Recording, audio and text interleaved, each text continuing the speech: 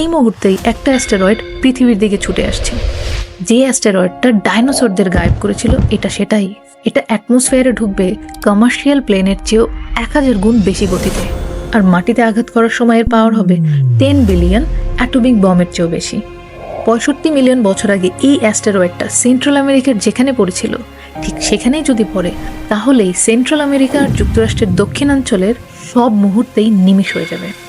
Impact জোনের 500 কিলোমিটারের মধ্যে যারা থাকবে তারা শুধু সাউন্ড ওয়েভেই মারা পড়বে। আর এই ইম্প্যাক্টের সাথে সাথে পৃথিবীতে ব্যাপক ধরনের ভূমিকম্প শুরু হবে, আর এরপর আসবে বিশাল বিশাল সুনামি। পৃথিবীর প্রায় সব কোস্টলাইন পানিতে ডুবে যাবে, আর মাত্র 48 ঘন্টার মধ্যেই বন্যায় ডুবে মারা যাবে পৃথিবীর অর্ধেক মানুষ। আর এতে পৃথিবীর জনসংখ্যা 800 কোটি থেকে নেমে দাঁড়াবে 200 কোটিতে। এই ইম্প্যাক্টের পরে আকাশ ভরে যাবে ডেব্রিস আর ধুলোবালিতে।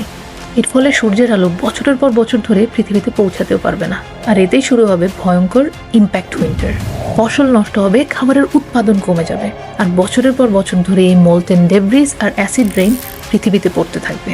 আর এই কারণে পৃথিবীর যারা আল্ট্রা রিচ তারা এখন সিটিজেনশিপ নিচ্ছে নিউজিল্যান্ডের, যাতে সেখানে দূরে আইসোলেটেড জায়গায় বাংকার তৈরি করতে পারে। আর যদি অ্যাস্টেরয়েডটা আমরা আগে থেকে ডিটেক্ট করতে পারি, তাহলে ডার্ট বা লেজারের মাধ্যমে এটার পথটা হয়তো বা বদলানো সম্ভব। কিন্তু ধরুন সেটা না হলে একজন অ্যাস্ট্রোনট যে চাঁদে আছে সে দূর থেকে দেখবে তার চোখের সামনে পৃথিবী ধ্বংস হয়ে যাচ্ছে, কিন্তু সে কিছুই করতে পারবে না।